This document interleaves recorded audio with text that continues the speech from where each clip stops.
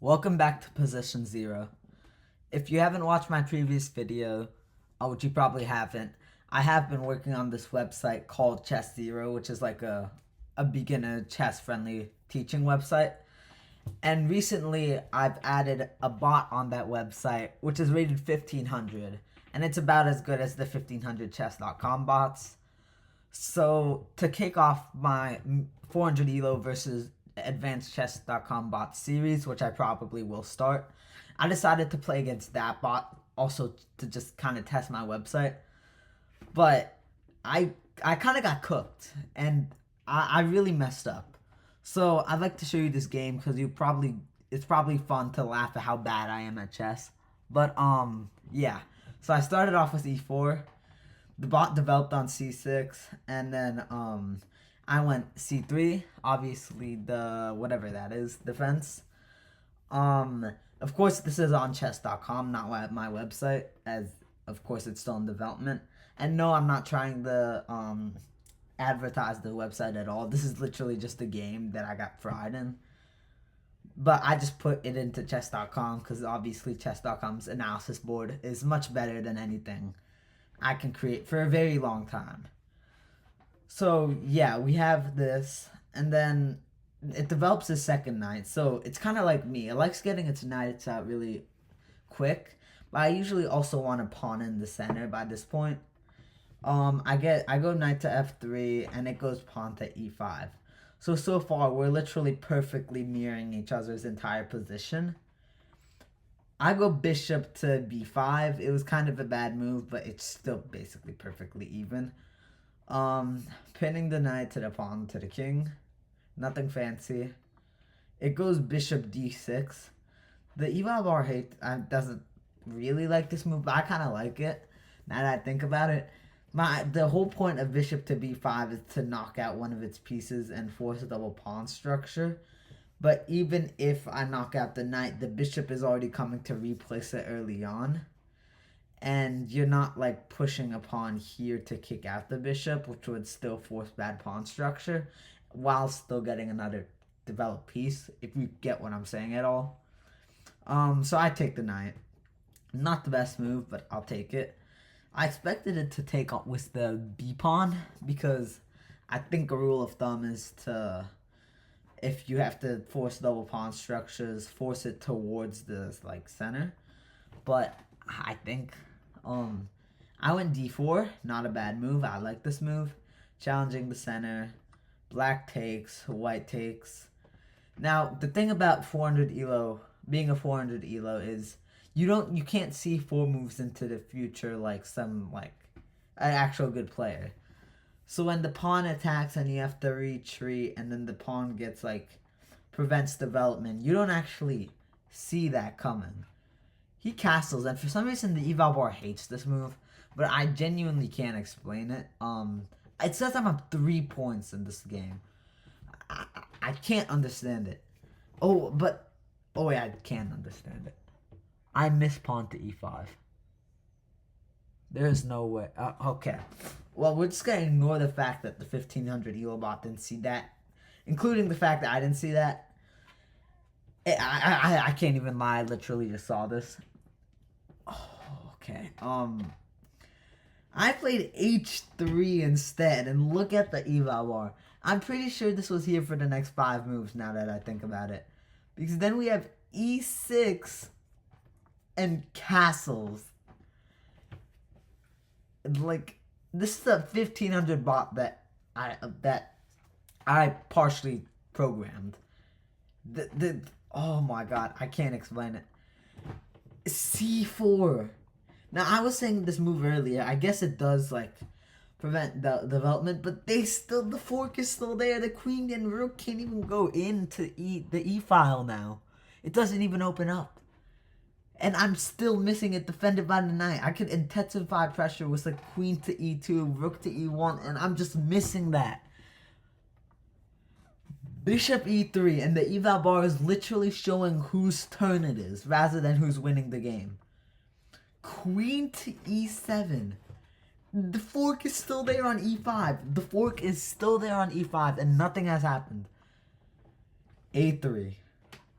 My idea is don't let the bishops into my position or I'm going to miss something and everything's going to go downhill.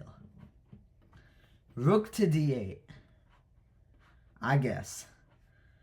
Now, after bishop takes, which is actually a completely fine move, if you're much worse than me, which is kind of hard to be, you'll think it's just a bishop hang, but obviously the rook creates an attack on the queen, and you never trade a rook for a queen unless you gain the bishop, a knight, or like a couple pawns or something.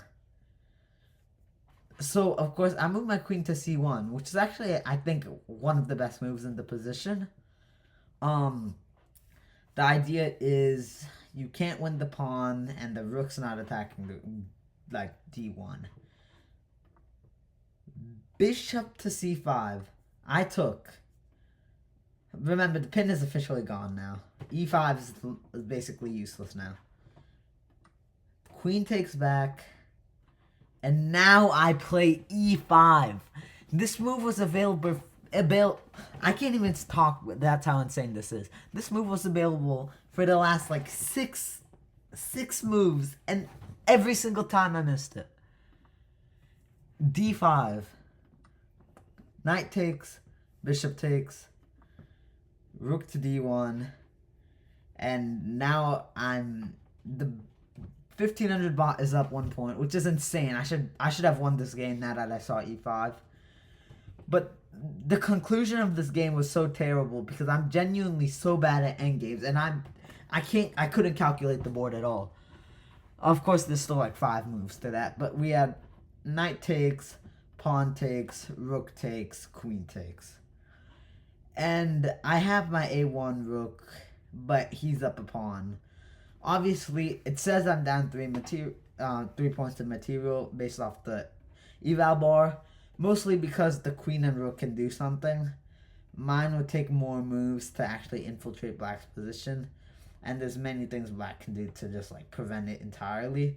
While my pawn structure was like messed with on my king side, in which I castled. So queen takes here.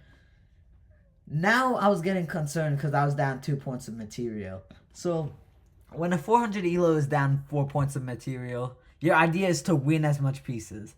Rook to a7, queen to b2, taking a pawn, I believe, and rook back to a1. I don't think there was a purpose of this move. I just got scared because I couldn't take on b7. Queen to b6, rook to c1. I don't even know what I was doing. What was I even doing in this position? Queen goes here, looking, checking the king. King to f1 and pawn to c3. Now this pawn genuinely was like an evil pawn. I could not understand anything about this pawn. And I went queen to d7 because the urge to win back pawns was coming. The bot played g5, which the idea was to attack the rook. Now this next move was just, oh my god. I genuinely hate myself for queen to c7. The rook is gone. The queen can take this pawn and get the next queen.